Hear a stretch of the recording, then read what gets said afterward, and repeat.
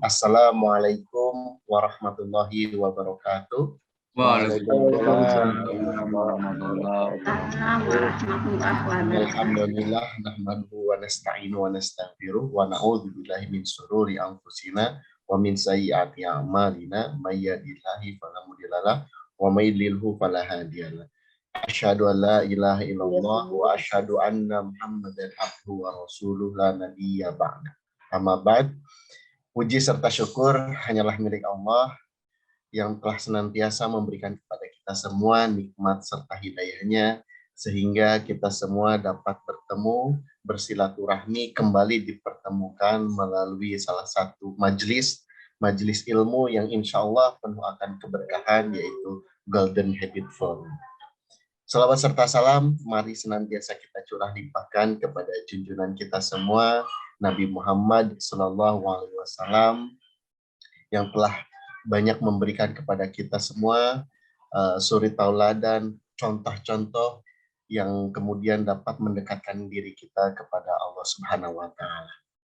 Bapak dan Ibu seluruh partisipan Golden Habit Forum, alhamdulillah pada kesempatan hari ini kita sudah memasuki episode yang ke-67, dan alhamdulillah pada kesempatan kali ini juga insya Allah topik yang akan dibawakan oleh narasumber kita berkenaan dengan roadmap menuju pribadi muslim sejati, di mana pada topik kali ini lebih akan menjurus terhadap menegakkan tauhid. Bapak Ibu sekalian, sebelumnya saya sampaikan seharusnya yang bertugas pada pagi hari ini adalah Pak Agus Budiantoro, namun karena beliau sedang sakit, maka hari ini saya gantikan terlebih dahulu. Mari kita sama-sama doakan beliau, Pak Agus Budiantoro, agar segera lekas sembuh kembali. Baik Bapak Ibu sekalian, insya Allah pada kesempatan pagi hari ini juga kita nanti akan ditemani oleh dua orang narasumber. Narasumber yang pertama insya Allah yang sudah tetap Dr. Hijagung Sukaca, dan insya Allah nanti akan ditemani oleh Ustadz Konit yang juga beliau adalah rektor dari Universitas Muhammadiyah Tasikmalaya. Baik Bapak Ibu sekalian, mari sama-sama kita buka Golden Habit Forum pada pagi hari dengan sama-sama melafazkan basmalah. Bismillahirrahmanirrahim. Untuk selanjutnya kami persilakan kepada beliau Ustadz Agus Sukaca untuk memaparkan materi pada pagi hari ini. Kepada Ustadz Agus kami persilakan. Assalamualaikum warahmatullahi wabarakatuh.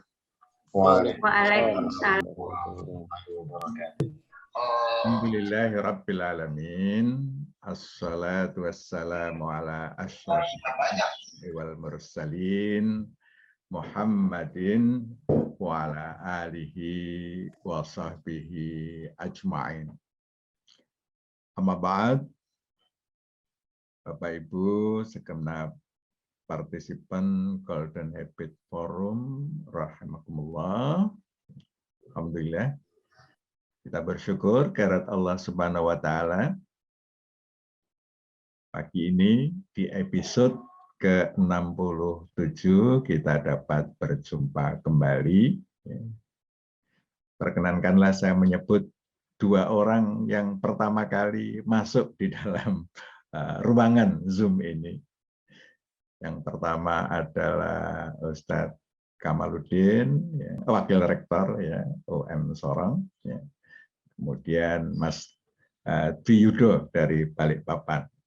Kemudian diikuti yang lain-lain, ada Rektor UM Bro, Pak Dr. Syarifuddin, ada Rektor UM Papua, Profesor Partino, Bu Masriah dari Surabaya, dan lain-lain kemudian mengikuti. Alhamdulillah, ini kita syukuri agenda kita ini dapat berlangsung sampai ke-67, episode ke-67. Kita berdoa mudah-mudahan ini bisa berlanjut sampai episode-episode berikutnya dalam rangka untuk mengajak umat menjadi pribadi Muslim sejati atau pribadi Muslim yang sebenar-benarnya. Yang ini merupakan bagian dari breakdown visi Muhammadiyah, tujuan Muhammadiyah terwujudnya masyarakat Islam yang sebenar-benarnya.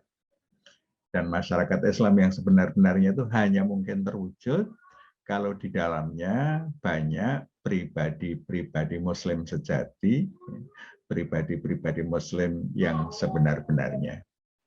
Ini selama beberapa episode kita mengkaji tentang roadmap, ya, peta jalan menuju pribadi Muslim yang sejati. Nah, kali ini topik kajian kita, ya, bagaimana kita menapaki jalan menuju pribadi Muslim yang sejati. Yang pertama-tama mesti kita lakukan adalah tauhid kita mesti murni. Bab tauhid ini menjadi fondasi dari yang lain-lain. Ya. Kalau amalan yang lain tidak didasarkan atas tauhid yang murni, maka keberislaman kita tidak akan sampai menjadi Muslim sejati.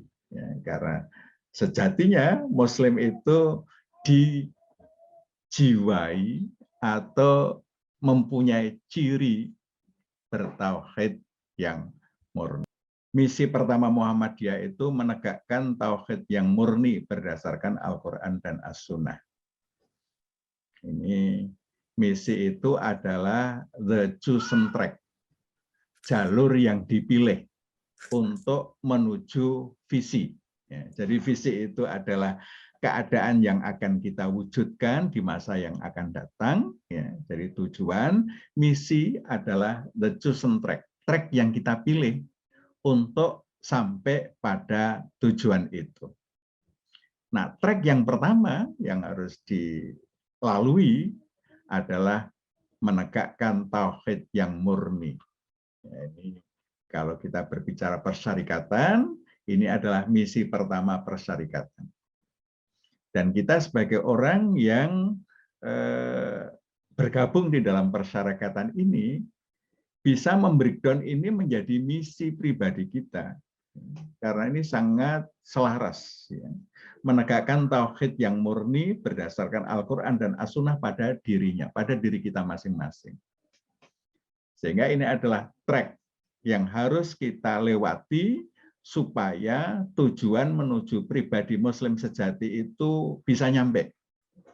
Jadi yang pertama, kita mesti mewujudkan tauhid yang murni di dalam diri kita masing-masing.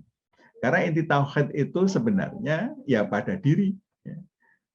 Persyarikatan itu sebagai kumpulan yang nanti mensosialisasikan agar pada diri para aktivisnya yang tergabung di dalamnya itu memiliki tauhid yang murni.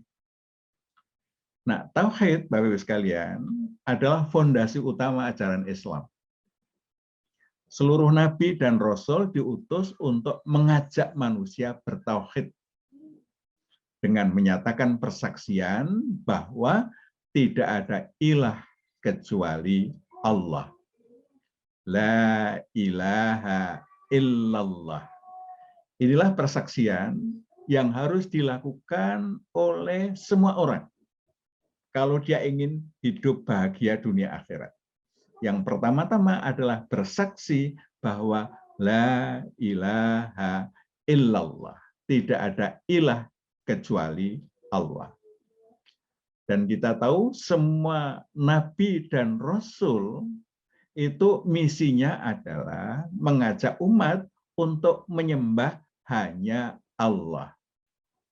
Ya qaumi ibudullaha ma lakum min ilahin ghairuh. Ini seruan para nabi dan rasul. Siapapun ya, mereka mengajak kaumnya untuk menyembah hanya Allah. Karena tidak ada ilah ya selain Allah. Inilah ya misi kenabian, termasuk yang dilakukan atau yang dibawa oleh Nabi kita Muhammad Sallallahu Alaihi Wasallam. Nah, persoalannya adalah banyak manusia menjadikan selain Allah sebagai ilah. Ini kenyataan yang dihadapi. Para nabi dan rasul menghadapi umatnya banyak menjadikan ilahnya selain Allah.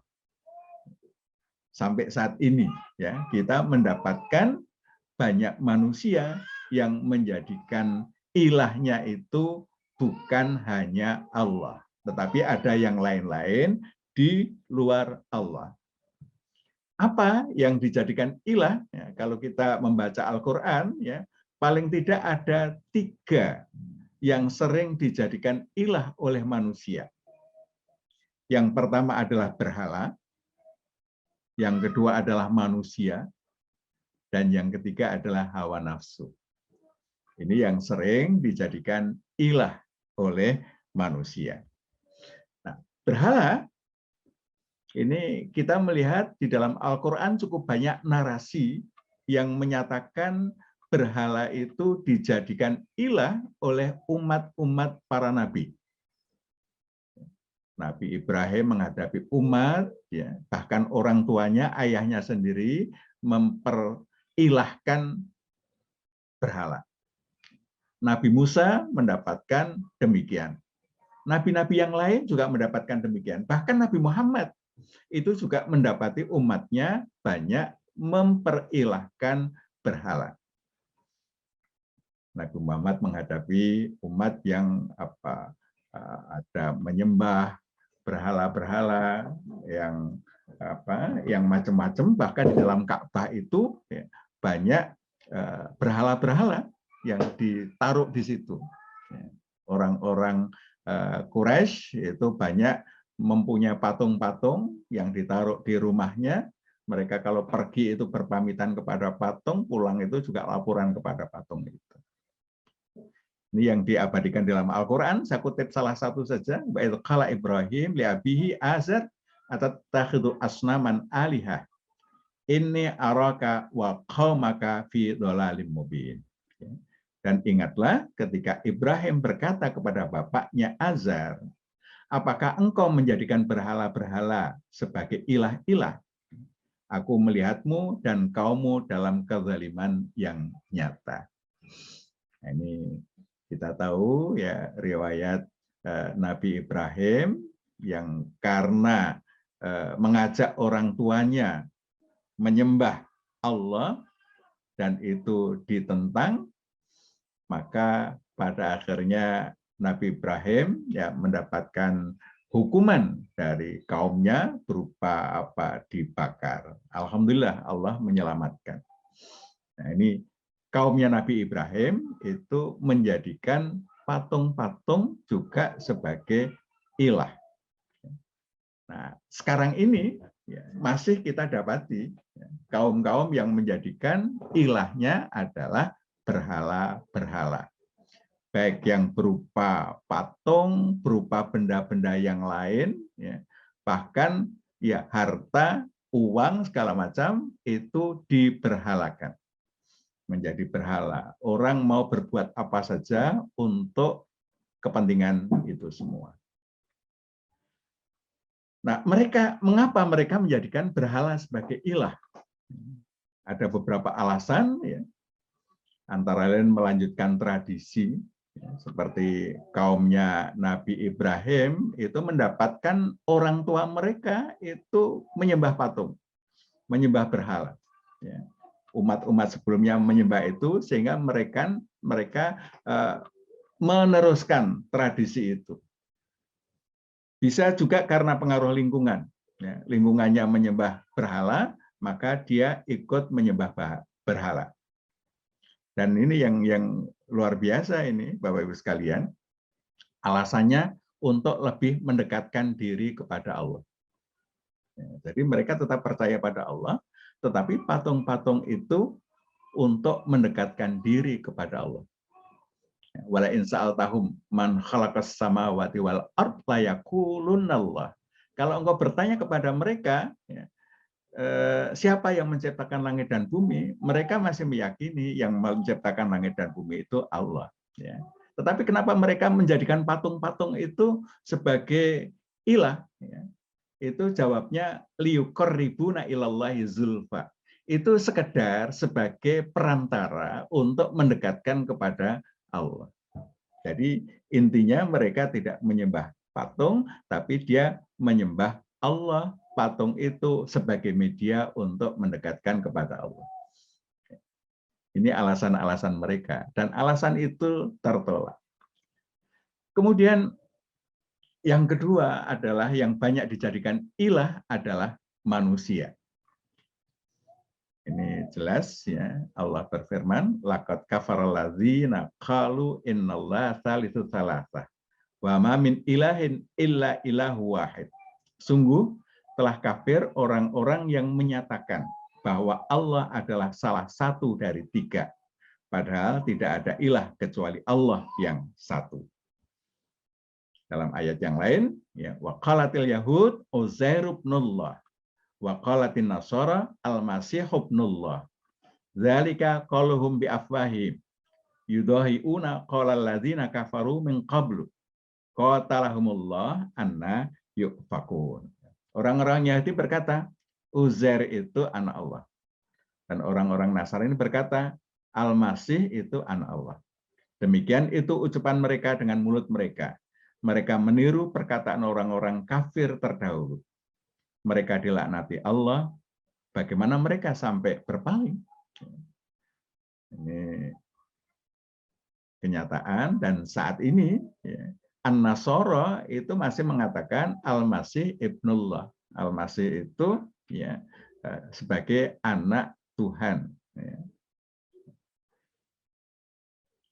Dalam ayat yang lain, Allah berfirman, ittakhadhu ahbarahum wa ruhbanahum arbabam min dunillah wal masih ibna Maryam wa ma umiru illa liya'budu ilaha wahida la ilaha illahu subhanahu amma yusyrikun. Mereka menjadikan orang-orang alim dan rahib-rahib mereka sebagai Tuhan Rabb selain Allah. Dan juga mempertuhankan Al-Masih putra Maryam. Padahal mereka tidak disuruh kecuali untuk menyembah ilah yang satu. Tidak ada ilah selain dia. Maha suci Allah dari apa-apa yang mereka sekutukan. Jadi pendeta-pendeta itu diperlakukan sebagai ilah. Kenapa demikian?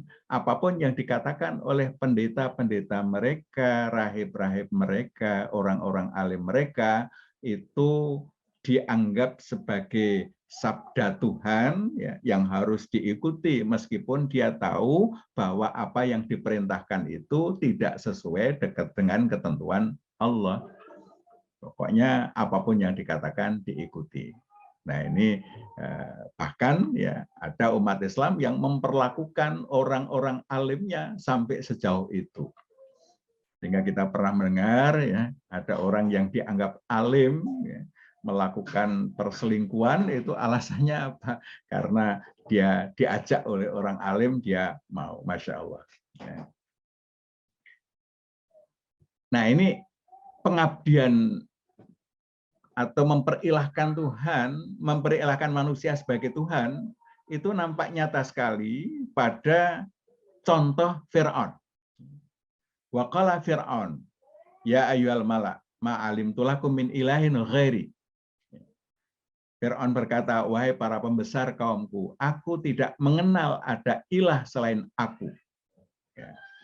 Ini pernyataan Fir'aun yang luar biasa, menyatakan dirinya sebagai ilah. Dan dia tidak mengenal ilah lain selain Fir'aun. Nah ini, kenapa bisa begitu? Karena apapun yang dititahkan oleh Fir'aun, semua harus diikuti. Meskipun yang dititahkan itu tidak sesuai dengan ketentuan Allah. Semua wajib taat. Yang tidak taat, itu disalib, bahkan dipotong kaki atau tangannya secara bersilangan. Mereka yang menolak memperilahkan Fir'aun, ya, Masya Allah. Dia memilih melaksanakan perintah Fir'aun meskipun jelas-jelas perintahnya itu tidak sesuai dengan ketentuan Allah. Dan saat ini Bapak Ibu sekalian, ya, apakah manusia-manusia seperti Fir'aun ini masih ada? Ternyata masih banyak juga, ya.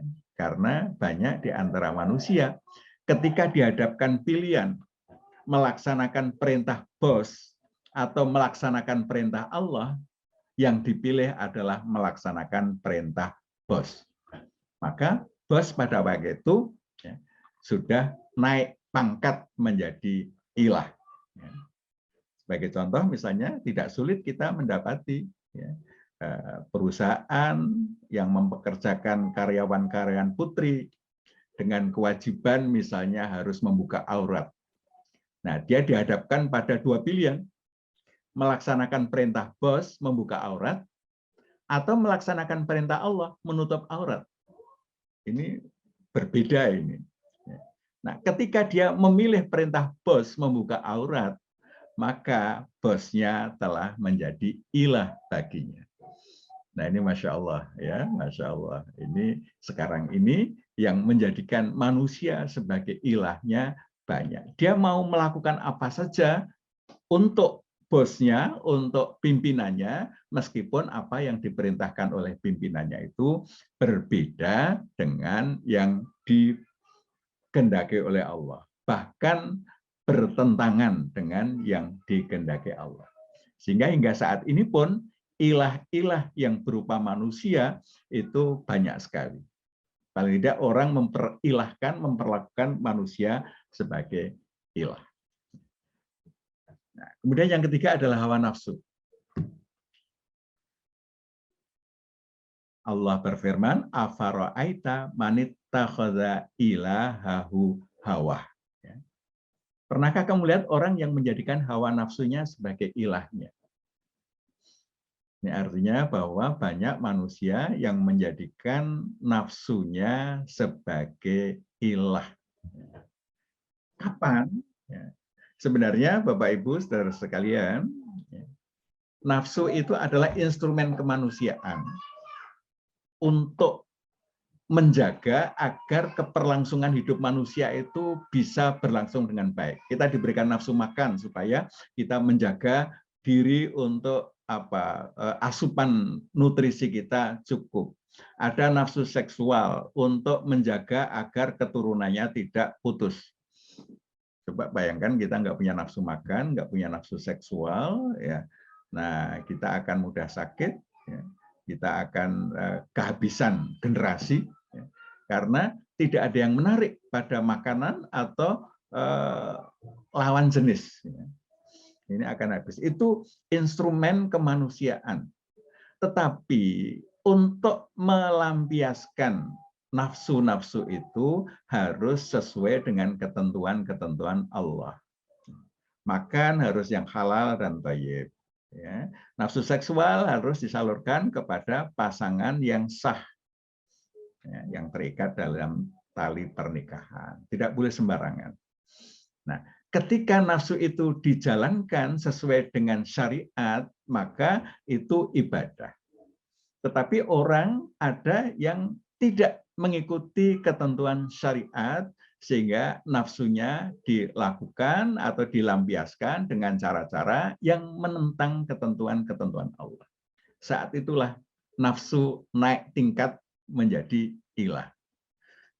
Nah, ini tentang ayat ini menjadi kajian Kiai Dahlan dalam jangka yang cukup panjang dan ditekankan kepada murid-muridnya. Salah satunya dibukukan oleh Kiai Hajid, ya, itu dalam 17 kelompok ayat-ayat ajaran Kiai Dahlan. Ini ayat ini merupakan ayat yang mendapat kajian cukup luas. Sehingga dengan kajian-kajian itu, ya, Kiai Hajid itu menyatakan suatu pernyataan yang menurut saya luar biasa. Ojo ngira kowe wis tauhid yen durung bisa nggoncangke donya. Jangan merasa kamu punya tauhid sebelum dapat menggoncang dunia. Karena memang tauhid itu memiliki kekuatan yang sangat dahsyat. Kita hanya dipengaruhi oleh Allah, yang lain boleh berpengaruh kalau selaras dengan pengaruh Allah. Jadi Bapak Ibu sekalian, tidak mudah ini bertauhid, ya. Tetapi kalau kita sudah mampu menjalani hidup dalam tauhid, maka yang lain-lain itu akan menjadi mudah. Saya kira ini sebagai pengantar ya dari kajian kita, bahwa bertauhid itu kita harus tidak boleh terikat dengan apapun kecuali Allah. Yang lain boleh mengikat kalau selaras dengan ketentuan Allah dan Rasul-Nya. Sementara demikian dulu, mudah-mudahan Ustadz Ahmad Qanid nanti bisa memberikan penguatan dan pendalaman dari materi ini. Dan Allah yaikum ajmain, asramenallah fatum karib. Assalamualaikum warahmatullahi wabarakatuh. Waalaikumsalam warahmatullahi wabarakatuh. Terima kasih Ustaz Agus Kaca telah memberikan trigger ya, memberikan pencerahan kepada kita semua berkenaan dengan bagaimana memegang prinsip ketauhidan dalam Islam. Dan alhamdulillah sepertinya ini Ustaz Ahmad Qanid sudah ada di Zoom. Kami persilakan langsung Ustaz Qanid untuk memberikan materinya ataupun ulasan terkait dengan konsep tauhid yang tadi telah disampaikan juga oleh Ustaz Agus. Kepada Ustaz Qanid kami persilakan. Terima kasih. Bismillahirrahmanirrahim.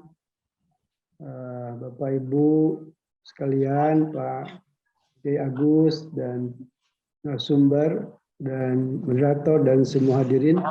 Assalamualaikum warahmatullahi wabarakatuh. Waalaikumsalam warahmatullahi wabarakatuh.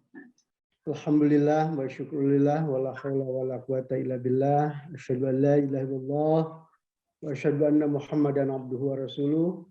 Allahumma shalli ala Muhammad wa ala alihi wa ashabihi wa man tabi'ah amma ba'du. Allahumma rabbi shrah li sadri wa yassir li amri wa hlul min lisani yafqahu qawli.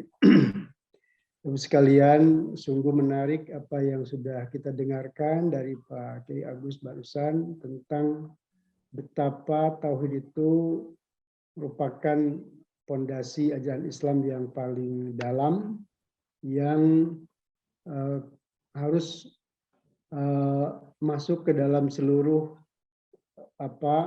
jiwa raga kita dan seluruh kehidupan kita di alam semesta ini. Jadi napas kita, gerak kita, termasuk angin yang bertiup di alam semesta ini harus di dalamnya ada getaran tauhid ya, cahaya tauhid di situ. Ibu sekalian, saya ingin mengutip sekitar 2 ayat saja dari Al-Quran yang berkaitan dengan tauhid ini. Saya itu tertarik dengan bahasan surat Al-Fatihah ya, surat pertama di dalam mushaf Al-Quran, yang dimana Al-Fatihah itu para ulama menyebutnya Ummul Quran, ya, induknya Al-Quran. Jadi seluruh ajaran Islam itu menurut para ulama itu sudah terkandung di dalam Al-Quran. Nah kemudian katanya Al-Fatihah itu sudah terkandung di dalam ayat pertama, yaitu Bismillahirrahmanirrahim. Nah, karena itu maka saya berpikir agak lama ya. Berarti betapa Bismillah itu di dalamnya terkandung ajaran yang sangat penting. Salah satunya adalah tauhid itu. Ya. Namun memang memahami Al-Fatihah itu boleh dikatakan relatif sulit ya, menurut saya nih. Mengapa? Karena Al-Fatihah itu sebagai induk sudah barang tentu yang mencakup banyak hal, pasti isinya padat sekali, sehingga dimungkinkan multi makna, multi tafsir ya. Gitu. Namun sejauh yang saya baca di kitab-kitab tafsir dari mulai tafsirnya Ibnu Abbas sampai kekinian, memang penafsiran itu relatif belum begitu berkembang ya. Tapi pada dasarnya sepakat bahwa Bismillah itu ada di situ, ada pesan tauhid ya. Pesan tauhid, tauhidullah. Nah, bagaimana saya melihat pesan tauhid itu begitu penting ya. Nah, saya ingin sedikit uraikan dulu. Bismillah itu merupakan apa istilahnya itu pernyataan Allah tentang syahadatullah ya, la ilaha illallah. Nah, pada zaman Arab jahiliyah, orang-orang Arab itu kalau mau melakukan sesuatu, dia bicaranya atau bacaannya Bismillah atau Bismil Uzza atau bismi yang lainnya. Mereka mengatakan atas nama Lata, atas nama Uzza atau atas nama patung-patung mereka yang lainnya gitu. Nah, pernyataan Bismillahirrahmanirrahim itu merupakan deklarasi Allah kepada seluruh umat manusia dan alam semesta bahwa sesungguhnya yang berhak untuk disebut ya, sebagai Tuhan itu bukan siapa-siapa. Yang berhak itu hanyalah aku, yaitu Allah Subhanahu wa Ta'ala. Nah, itu jadi Bismillah itu merupakan sebuah pernyataan dekonstruksi peradaban, ya, yang mana peradaban pada zaman itulah peradaban misalnya paganisme, ya. Nah, itu didekonstruksi dengan pernyataan Bismillahirrahmanirrahim. Bahwa setiap kita bekerja itu memang harus secara formal mengucapkan Bismillahirrahmanirrahim. Nah, kemudian secara rasa, pikiran, dan seluruh tindakan kita itu harus di dalamnya ada nilai-nilai Bismillahirrahmanirrahim itu. Nah, betapa pentingnya tauhid itu. Nah, itu Bismillah itu menjadi bacaan dituntunkan oleh Nabi kepada kita. Ayat yang terbanyak kita baca ya setiap hari ya. Karena setiap kita mau melakukan sesuatu, kita baca Bismillah gitu kan. Jadi ayat yang terbanyak kita baca adalah ayat Bismillah itu. Nah, sehingga itu maknanya sangat dalam sekali menurut saya itu. Bahwa pesan tauhid itu harus senantiasa melekat kemanapun, dimanapun kita berada, apapun gerak kita, itu harus di dalamnya ada pesan apa nilai tauhid itu. Bapak sekalian, sebelum saya masuk lebih jauh ke situ, saya ingin masuk dulu ke frase berikutnya. Jadi Bismillahirrahmanirrahim itu ada dua frase. Pertama frase Bismillah. Nah, tadi sudah saya sampaikan Bismillah itu adalah sebuah pernyataan dekonstruksi peradaban, ya gitu. Kemudian Ar-Rahman Ar-Rahim. Ar-Rahman Ar-Rahim itu nggak bisa dilepaskan dari Bismillah. Jadi kalau kita baca ayat pertama itu nggak bisa Bismillah gitu, tapi Bismillahirrahmanirrahim. Mengapa demikian?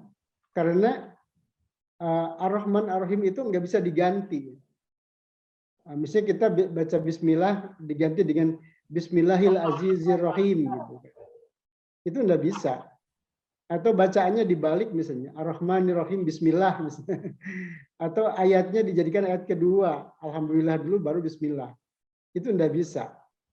Di dalam konsep metodologi ulumul Quran itu. Jadi urutan ayat, urutan huruf, kata itu sudah menjadi hak prerogatif Allah.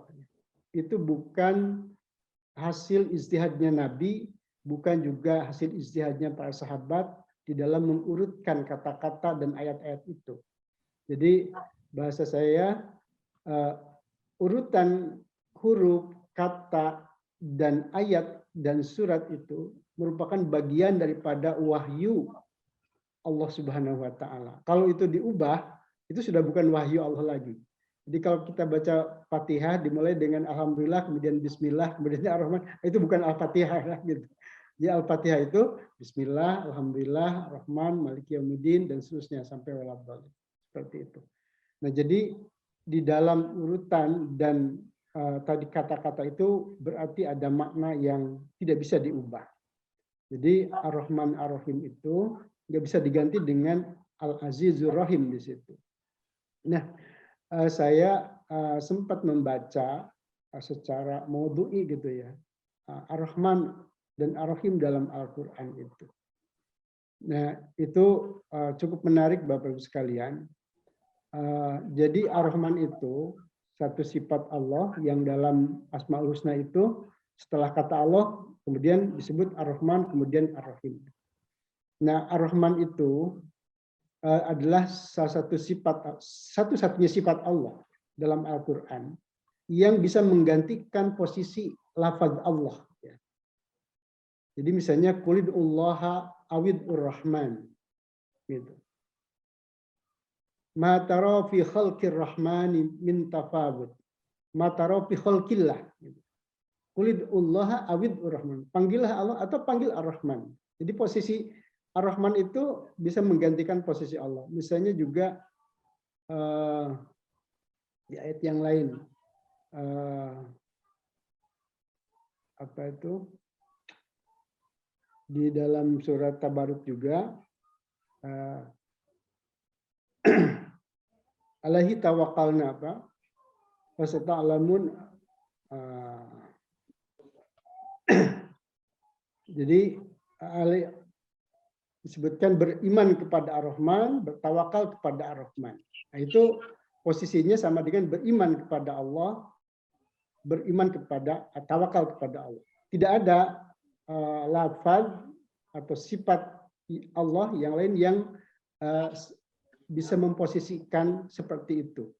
Nah, para ulama kalam itu menyebutnya sifat Ar-Rahman itu disebut sifat zat ya. Karena seperti itu maka disebut sifat zat sama dengan zat Allah. Nah, sekalian, jadi Ar-Rahman itu merupakan sifat Allah yang sentral di dalam Al-Quran. Sebutkan tadi matara fit khalqir rahmani min tafawud, itu ayat itu surat Tabaruk ayat 3, alladzi khalaqas sab'as samawat tibaqa matara fi khalqir rahmani min tafawud. Allah itu pencipta 7 langit. Nah, tapi kemudian sebutkan, memang enggak sebutkan Allahnya di situ ya, tapi kemudian matara fi khalqir rahman, tidak akan engkau lihat pada ciptaan Ar-Rahman itu. Nah, ciptaan Ar-Rahman itu 7 langit itu. Jadi matara fi khalqillah ya. Matara fi khalqir rahman. Nah, Bapak sekalian, saya ingin menunjukkan saja bahwa betapa Ar-Rahman itu punya posisi yang sangat penting dalam Al-Qur'an. Nah, di sini ketika Allah mendeklarasikan dirinya sebagai Tuhan, Allah menyatakan dirinya sebagai Ar-Rahman dan Ar-Rahim. Nah, saya membaca begini. Jadi dua frase ini berhubungan semacam frase pertama adalah pernyataan deklarasi bahwa Tuhan Allah sebagai Tuhan, satunya Tuhan. Nah, frase yang kedua itu Ar-Rahman Ar-Rahim itu semacam Allah memberikan alasan kepada dunia, mengapa aku nyatakan bahwa aku satu-satunya zat yang berhak menjadi Tuhan? Oh, karena aku ini adalah Ar-Rahman dan Ar-Rahim. Nah, apa itu Ar-Rahman dan apa itu Ar-Rahim? Ini yang bisa memberikan gambaran tentang bagaimana tauhidullah itu diaktualisasikan ya, menurut saya. Nah, Ar-Rahman itu dalam Al-Quran ada 2 ayat dua surat yang memberikan penjelasan tentang medan semantik Ar-Rahman. Pertama di dalam surat Ar-Rahman itu sendiri, yaitu ayat 1 sampai 4. A'udzubillahi minasyaitonirrajim. Bismillahirrahmanirrahim. Ar-Rahman 'allamal Qur'an, khalaqal insan 'allamahul bayan. Bahwa Ar-Rahman itu adalah yang mengajarkan Al-Qur'an, yang menciptakan manusia, dan yang mengajarkan ilmu pengetahuan atau al-bayan, ya.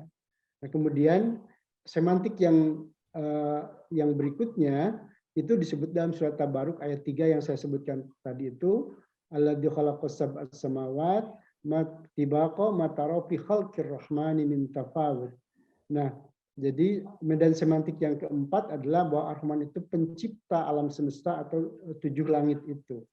Nah, jadi Ar-Rahman itu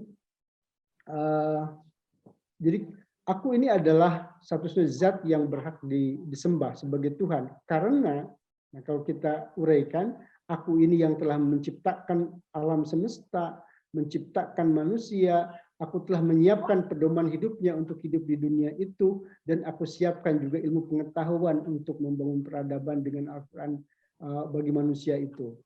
Nah, kemudian Ar-Rahim. Ar-Rahim itu sering disebutkan dalam buku-buku itu pemberi nikmat yang kecil, ya. Kalau Ar-Rahman itu nikmat yang besar katanya. Tadi bagaimana besarnya itu bisa kita pahami dari medan semantik tadi.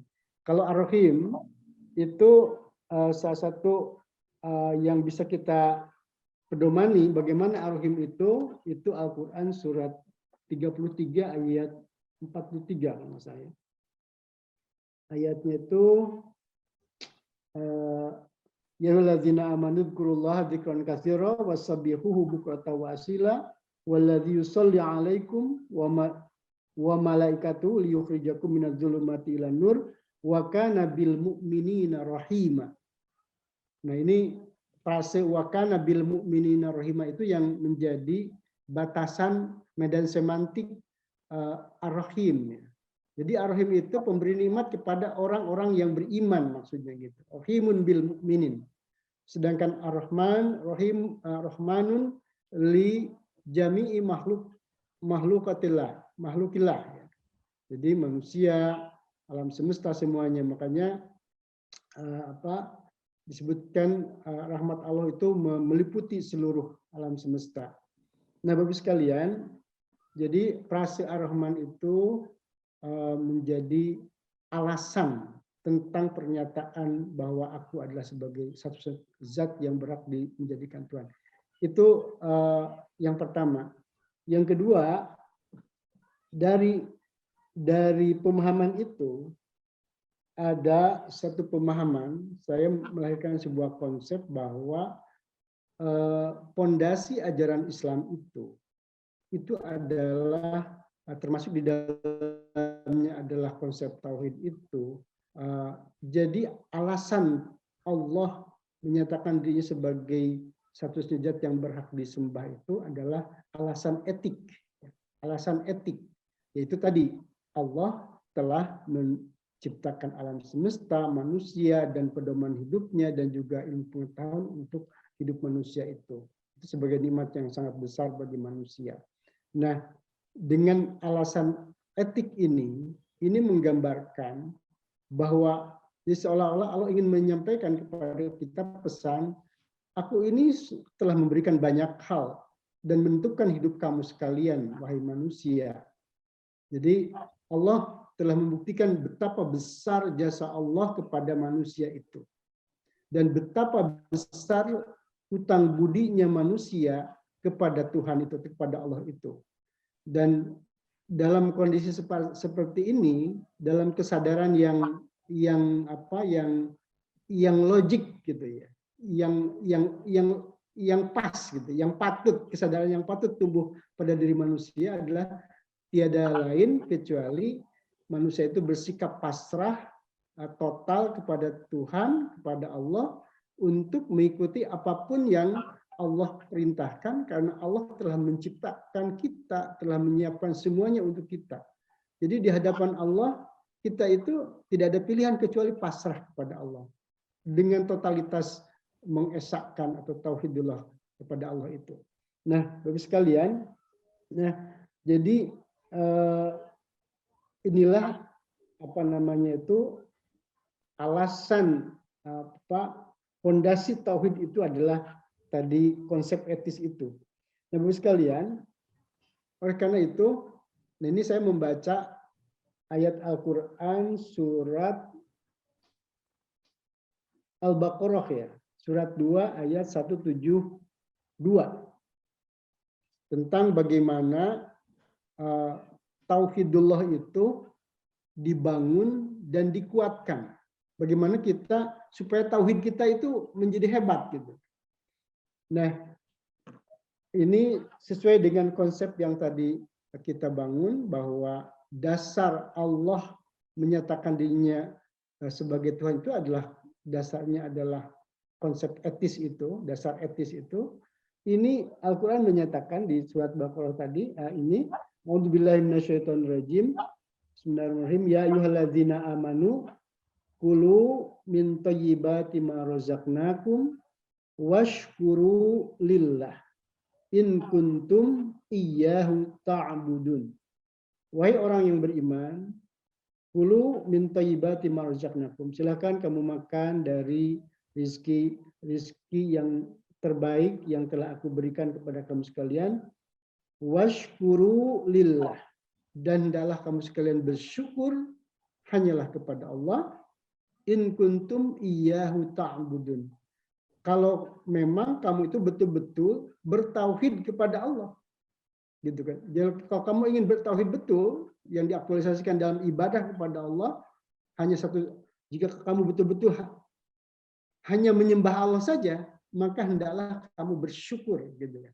Jadi, nah bersyukur itu adalah aktualisasi dari kesadaran etis dari seorang manusia yang telah menyadari bahwa dia diciptakan oleh Allah, alam semesta tempat dia hidup adalah diciptakan oleh Allah, kemudian ilmu pengetahuan juga Allah sediakan dan akalnya udah Allah anugerahkan dengan potensi yang begitu dahsyat, kemudian Allah juga menurunkan wahyu yaitu Al-Quran sebagai pedoman dan juga contohnya itu para nabi dan rasul. Nah, jadi menurut hemat saya, cara bagaimana kita untuk menumbuh kembangkan religiusitas yang fondasinya adalah tauhid itu dengan cara membangkitkan kesadaran etis kita kepada Allah Subhanahu wa taala, dan dari kesadaran etis itu membiasakan kita bersyukur dan bersyukur. Jadi kalau bahasa Sunda itu mengembangkan rasa rumasa gitu ya. Rumongso apa istilahnya bahasa Jawanya itu. Jadi itu penting ya, menumbuhkan kesadaran rumongso itu, merasa saya itu punya utang gitu kepada. Maka istilah din itu juga, din agama itu berdekatan dengan kata adain, utang gitu ya. Nah, Bapak sekalian, itu yang kedua. Yang ketiga, jadi kalau kita membaca Bismillahirrahmanirrahim, itu saya punya pemaknaan pertama, bahwa visi tauhid itu harus ada di dalam pikiran kita ya. Jadi orientasi kita ketika mau beramal itu orientasinya lillah, ikhlas ya. Kemudian kalau kita berbuat itu harus dijamin bahwa apa yang kita lakukan itu sesuai dengan Al-Quran, gitu, sesuai dengan prinsip tauhidullah. Tadi pertama adalah alamal Quran. Jadi kalau kita bekerja dengan mengucapkan Bismillah, berarti pekerjaan kita itu sudah sesuai dengan Al-Quran.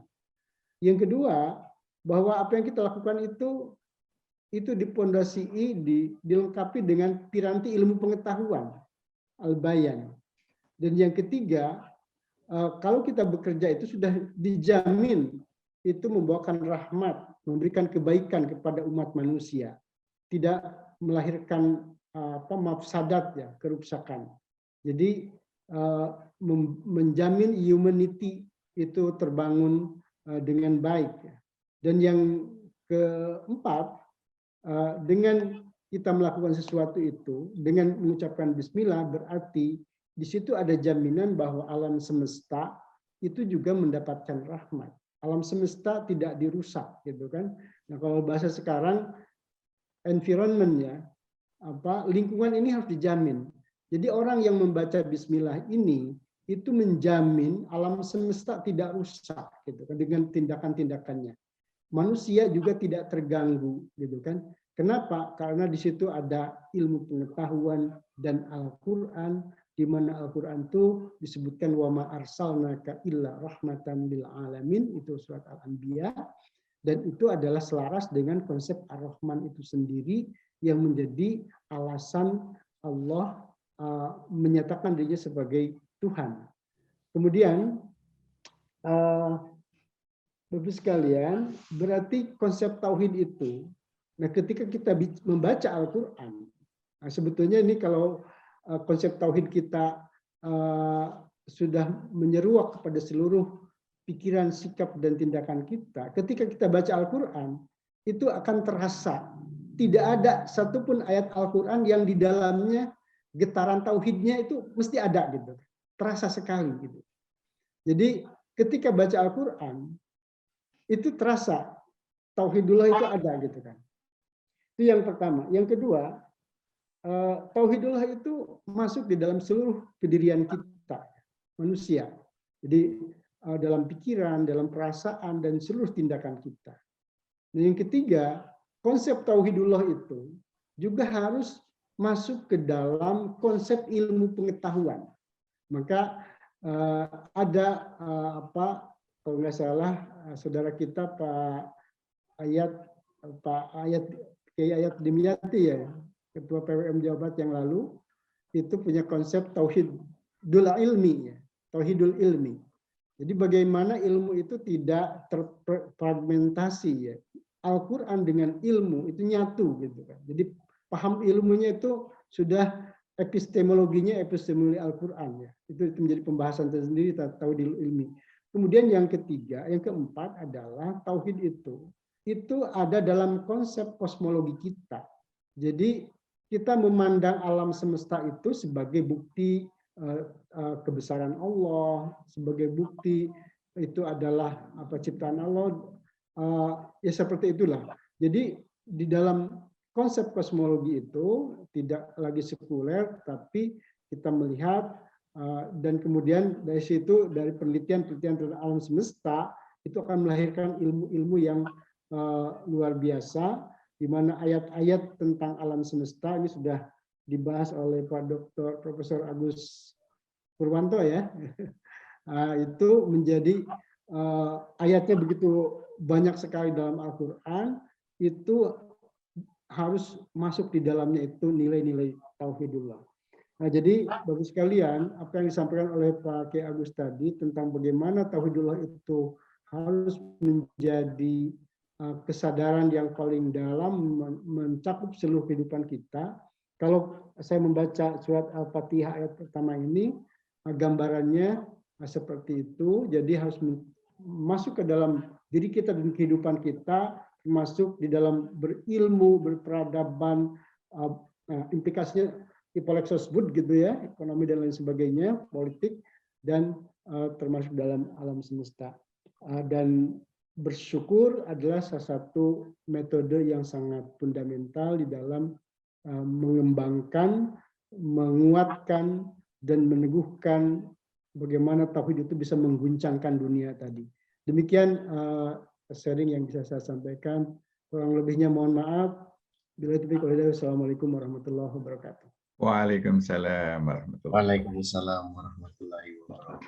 Terima kasih Ustaz Ahmad Wahid telah memberikan pendalaman materi ini luar biasa sekali terkait dengan konsep tauhid. Tadi mengulas banyak dari Bismillahirrahmanirrahim.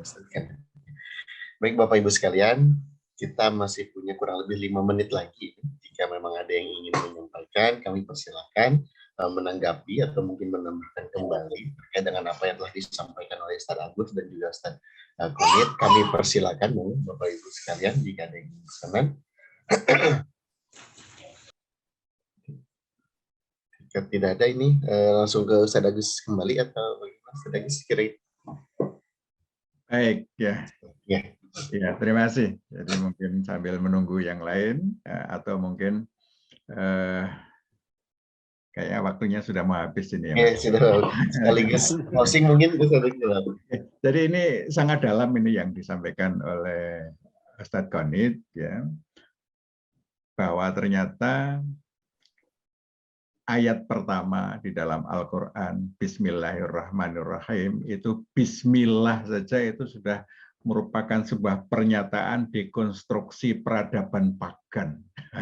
Ini menurut saya dalam sekali, bahwa dengan Bismillah itu kita harus mendekonstruksi peradaban pagan untuk masuk ke dalam peradaban Islam. Di sini kita kemudian bisa memahami sabda Nabi bahwa Kulu amalin tibalin la yubda'u bi bismillahirrahmanirrahim bahwa akta. Nah, ini sebenarnya dalam sekali apa yang disampaikan oleh Ustadz Konid tadi.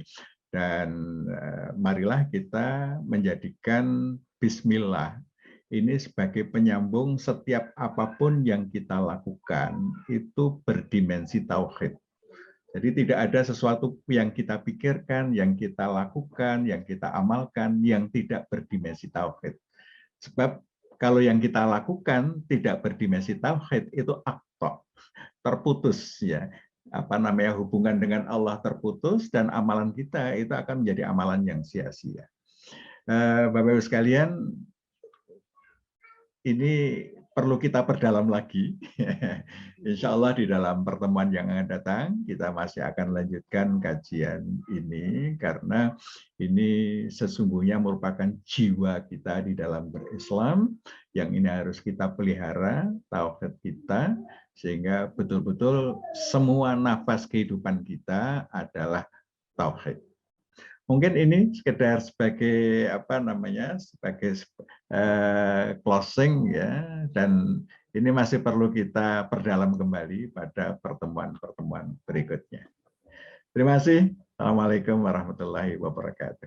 Waalaikumsalam warahmatullahi wabarakatuh. Terima kasih banyak Ustadz Agus telah memberikan closing pada pagi hari ini. Baik Bapak Ibu sekalian, sebagaimana apa yang disampaikan, mudah-mudahan materi-materi menuju pribadi muslim yang sebenar-benarnya ini menjadi dapat kita ingat dan juga implementasikan dalam kehidupan sehari-hari agar kita semua tidak-tidaknya seluruh jamaah di forum bisa benar-benar menjadi pribadi muslim yang sebenar-benarnya. Baik Bapak Ibu sekalian, mudah-mudahan kita dapat berjumpa kembali di Sabtu depan dengan materi-materi yang insya Allah menarik lagi, jika itu dalam lagi untuk kita cermati dan pelajari. Mari sama-sama kita akhiri kita pada pagi hari ini dengan sama-sama melafazkan hamdalah. Alhamdulillah. Terima kasih banyak Bapak Ibu sekalian. Kami akhiri nun wal qalam wa maisturun. Wassalamualaikum warahmatullahi wabarakatuh.